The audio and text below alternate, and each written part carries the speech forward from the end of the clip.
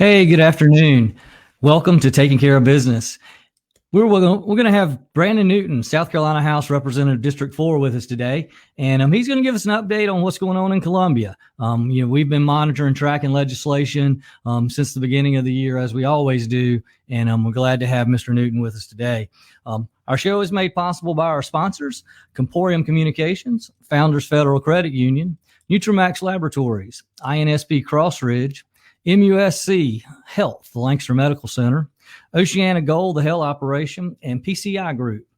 We also would like to thank our sponsor host who hosts us here at Marty Haynes' office, Haynes Full Circle Benefit. And we've got a quick little shout out and commercial for Marty. Employee benefits are the best way to retain valuable employees. What you offer, ease of enrollment, and how you manage the cost of those benefits is very important. Healthcare is expensive. Some employees may delay or forego care. Are you just accepting that renewal increase, or are you actively managing the cost of healthcare and benefit design in order to keep the costs manageable for your employees? It's time to lay the groundwork, scrap the cookie cutter approach, and develop customized solutions that meet the goals of your business and the needs of your employees. If you are ready for real alternatives and a trusted advisor, give us a call.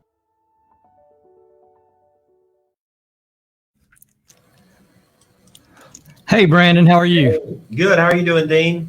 Great. Well, I understand you've scrambled from the State House back to your office just in the last 5 minutes. So y'all just wrapped up session today? We just wrapped up. I was running down the stairs to get back over here in time. So I just made it. Well, I certainly appreciate it. And I think everybody on the air and will watch this knows who you are. And but tell everybody how long you've been in Columbia now in this role and some of the positions and leadership that you have on committees down there. So believe it or not, I was elected in 2016. So this is my 5th year being in the General Assembly. So time really does fly. So I currently serve in the State House, as you said, and I'm a member of the Judiciary Committee. Which is obviously extremely entertaining because about 40% of the bills in the House go through that one committee. So it's a catch-all. Also, I serve on the Rules Committee. I serve as the Assistant Majority Whip for the Majority Caucus, and I also am the chairman of the Lancaster County Legislative Delegation. Well, you certainly play a key role, an important role for us, and you've been a valuable asset, and appreciate you in that role personally. As we reach out to our local delegation, it's great to have you in that point position, and you're just so very responsive, either by text or email or phone call. So I certainly want to give you a shout out and thank you for that. A couple of bills that we've been following closely this year, and we've reached out to you, our senators here in Lancaster and other representatives. One, the teacher step increase. We believe that's important, that those teachers didn't miss out on that, for us to continue to retain our top quality and all of our teachers as we battle North Carolina for our quality teachers, I think. And then the other is the COVID-19 Liability Safe Harbor Act. Where do those bills stand right now? Bring us up to date. So the teacher step increase, that actually passed and is on the governor's desk, which should be this afternoon. So the Senate, we passed it a couple weeks ago. Senate passed it last week. It came over to the House, and we concurred with the Senate amendments, so it goes right to the governor's desk. I think the Speaker is actually ratifying acts now with the President of the Senate, which is the legal process before it goes to the governor's desk. So I'm sure that bill will be done this afternoon. So that was great to finally get that one over the finish line. The Safe Harbor Act, which is, as we all know, something very important to many businesses. So it is actually already passed the Senate. It is in the House. It's been referred to the Judiciary Committee, where I sit on. I feel pretty good about its upcoming future. One key thing, a little inside baseball term, is it's called crossover day, where if a bill hasn't passed one body or the other by a certain date, there's no chance it can still pass, but it takes a 2/3 vote then by that body. Right. So it was really important that the Senate has now already sent that over to us, because it allows us to take it up after crossover, which is April the 8th. So after that point, the House will almost just do Senate bills, and the Senate will probably just do House bills. So getting that over to us early is key, because it really opens up our calendar to be able to push that through, which I proudly support. Well, we appreciate your support on that. And I think the majority, if not all of our delegation is supportive of that. And that's Yes. very important to us. And we appreciate that. Any concerns with any last minute amendments to water that down? I mean, we really need to protect our businesses and we'd like to see it stay in its current form. Yes, I agree. I don't plan on voting for any amendments. I haven't heard of any yet. I think the general consensus seems to be, if this bill got through the Senate, we should probably go through with it as is. I don't plan on supporting any amendments, but I don't know what other members are planning. But Sure. since we haven't had a hearing yet, it's a little harder to guess. But personally, I think it's probably going to pass, and I look forward to voting for it. And like I said, I don't see any real changes coming. Okay, well, that's great. Keep us posted on that. Absolutely. We certainly appreciate y'all's support there on that particular item. So I know as we kind of come up, I guess we're approaching the midpoint if we're not already at the midpoint, but budget has got to be the top priority right now that y'all are dealing with.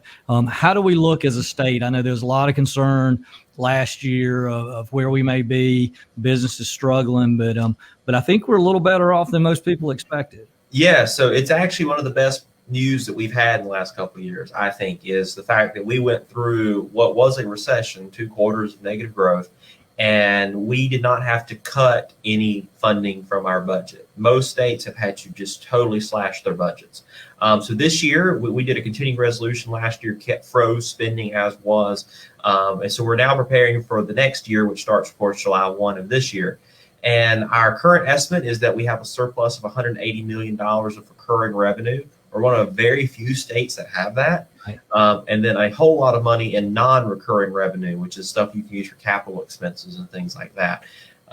So the positive is we do have a surplus. Now, the key to remember there is we usually average about $120 to $140 million worth of increases every year to simple expenses like our reserve funds that we're required to fund by the Constitution, the increases in the state health insurance plan, the state pension plan, and the local government fund, expenses that we take out before we even budget, along with Medicaid, our Medicaid match. So that roughly equals the $180 million. There's a little wiggle room in there, but not a lot. However, there's really a lot of optimism. So most people, if you really follow us, we usually would have been doing the budget this week. The House is waiting a couple weeks because there's a lot of optimism that our filings that will start on April 15th are going to be very good. Okay. All indications point to that. However, Revenue and Fiscal Affairs, who sets the amount of money which we budget, has encouraged us all to wait and to back it up. So we're going to do the budget the week of March 22nd. It's going to be a bare bones budget. It's going to be based off that $180 million number. It's going to be funding very core functions that we almost have to fund. We can't get away from. And then we're going to send it to the Senate where I believe they have the ability to go past that April 15th deadline and hopefully get a new estimate. And there's a lot of optimism that it could go up. And so that'll be great because the more funding you get in the recurring lines, that's money that can go to things like public education, like higher ed to help keep tuition frozen and other very needed sources. So, I hate to have all this optimism, but South Carolina's economy is doing pretty well. I mean, there are sectors that are still struggling greatly, but as a whole, our economy, especially compared to many states in this country, is doing very well, and our tax revenues are showing that. Well, and that is a good sign. And for some of the small businesses, particularly that have been hit hard and may still be struggling as we continue to come out of this pandemic and as you said, the recession that we had, that's a good sign for them because if those other companies and businesses are doing well, that means their employment numbers are strong, that people are getting paychecks, and those small businesses are gonna reap the reward down the road. So that's good news. And it sounds like we didn't take an additional hit to the pension fund or unemployment reserve or any of those. And those are always where we get hammered in a recession with high unemployment. So it sounds like we're solid there. Absolutely. We also, one thing I think we've done well is we had a lot of reserves. We had almost $1 billion of reserves. And now we've spent through a lot of that in order to keep the unemployment trust fund going for vaccine rollout to get on the front end of some of that. So we have about $1 billion of one-time money. No matter what happens with the budget this year, I think it's safe to assume about half of that, if not more, will likely go to take our reserve accounts back up to roughly where they were pre-pandemic, which is any good business person, knows this. You need to have a reserve. Absolutely. And that reserve saved us in a lot of areas. Some states did not have that. And so it was very prudent of South Carolina that we did. So I think one of our first priorities is going to be getting those reserves back, because, we didn't see COVID coming, and we need to be prepared for another thing we might not see coming. We usually think recessions are 5 to 7 years apart. Well, no one expected one last year. That's right. Yeah, that's why you have reserves. It's for the unexpected, and it did its job. So, what other legislative items are kind of moving right now in Columbia that we need to be aware of? So a lot of stuff. So I have two I really want to mention today. We actually did them today. So they passed the House. They're on their way to the Senate. Dealt with alcohol, and this is always a fun topic in South Carolina, as you can imagine, especially if you're from the South. We still have some very, I would use the term, archaic alcohol laws in the South. So one thing, local business in Lancaster actually experienced this, where if you go buy your groceries and you want to buy beer and wine, they actually can't bring them to your car like they would the rest of your groceries if you do a delivery service. Now, the governor luckily has done during the emergency order, has put an executive order suspending that. However, once the emergency's in, which will probably be in the next 5 to 6 months, it'll go back to the way it was. So if you go buy groceries from Walmart or Publix and you want to get beer and wine, you're going to have to go back into the store to do that. So we passed a bill today to make that permanent law change to allow people to do that. We also did something today to allow people to do delivery of beer and wine, which is something a lot of states have.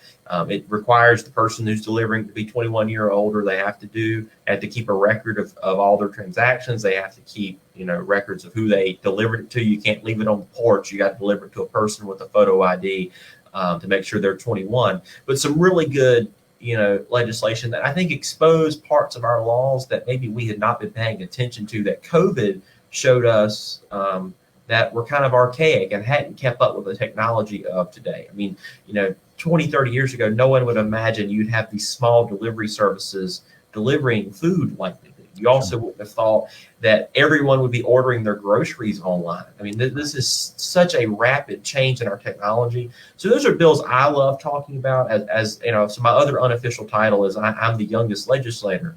And so I love talking about when we can take new technology and update our laws to reflect that, to make people's lives easier. So that was kind of a two bills we did today that I just thought was fascinating. And even though they're not, issues you're going to see in the press, they're fun and interesting. Well, they certainly are beneficial to certain businesses, those businesses Absolutely. that are involved and engaged in that activity, and it will help them, and it'll be a benefit for those customers. What other priorities do you have on your radar, Brandon, that you're focused on, the remainder of this year? And then this is the beginning of a 2-year. That's right. So, some things that maybe don't get done this year, you'll be pushing for next year. Talk about those. Yeah. So the safe harbor thing is one of my big deals. So that, still pending for this year. I really love taking part in the budget process, so seeing how that goes. And so, we spoke about the budget earlier, but there's a weird part about the budget that never gets brought up that will be brought up this year, which is that the House does the budget first, just like in Congress, then the Senate does the budget. However, the House actually does the budget twice. We do it again. However, what we've always done is taken one quick vote to just send the version right back to our original version that we did a month earlier. However, if there is a massive increase in our revenue that happens between us going and the Senate going, we're then going to have basically 2 budget weeks, because we're going to have to go back through the budget again with all this new revenue and argue and fight over where it's going and how it's going to be spent. So that's going to really change our session up, because, that'll take 2 days. And so, we only meet 3 days a week, and we have to stop meeting mid-May. So that's a big deal. Another thing that's very interesting that we're going to be tackling is redistricting. And so we all know the census was done last year. We're going to get the census data at the end of September. And then the House and the Senate will begin drawing their legislative maps and our congressional maps. Now, usually that's not a huge deal for most areas. It's small changes. But for our area, no surprise. Very big deal. Very big deal. So the district that I represent is the most overpopulated in the state by all of our estimates. I see no reason the census won't report that as well. So there's a slight chance that Lancaster County could actually go from 2 House members to 3. And so that's a really big deal that I'm going to fight for and see if there's any way we can make that happen. The more voices we have in the room for Lancaster County, the better, because a lot of our work's done in committee. So I'm on judiciary, Representative McGarry's on the 3M committee, but when you have multiple members on multiple committees, it allows you to have a bigger say when legislation starts. And the beginning of legislation is the easiest place to change it, to make it better. So redistricting is one of those things that usually isn't a big deal, but for our area, it's going to be a really big deal because it could mean extra voices. Yeah, absolutely going to be a big deal. And it's going to be a big deal across the board, not just Yes. in Columbia, but locally for the school board, county council seats are going to change. So people that you may have voted for this last time around, Yeah. you may not have the opportunity to vote for them. It may be new people. And so Yeah. it's going to be a big change. Yeah, my favorite stat to tell people is when they drew the districts in 2010, the rough number they aimed for was 36,500 for a state house member. My district currently has 53,000 registered voters. Wow. Wow. And so there's a chance that the district will be roughly around 70,000 people. So that means, and the new number is going to be about 39 and a half, roughly. We don't know. So it's almost going to be cut in half. Half.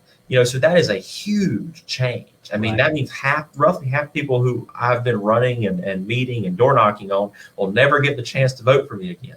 Right. So give us a quick rundown. Your district starts in the city and Yes. goes north all the way up to the North Carolina line. Yeah. So it starts, the southern point is Builder Supply. Okay. So I have that side of Main Street, Builder Supply is the southern point, and it just runs straight up 521 on that side of 521, that side of Main Street until you get to the racetrack. Then I get both sides of 521 all the way to North Carolina line. I also represent Doby's Bridge Road in Fort Mill, and I represent Reservation Road in Rock Hill. So I have the Catawba Indian Tribe. I also have Waterford as well, the really nice golf course in Rock Hill. It's kind of a weird appendage to the district, but it's a massive district, but it's going to get a whole lot smaller. Absolutely. Well, Brandon, this is great. Any last minute top concerns that the business community needs to keep an eye on?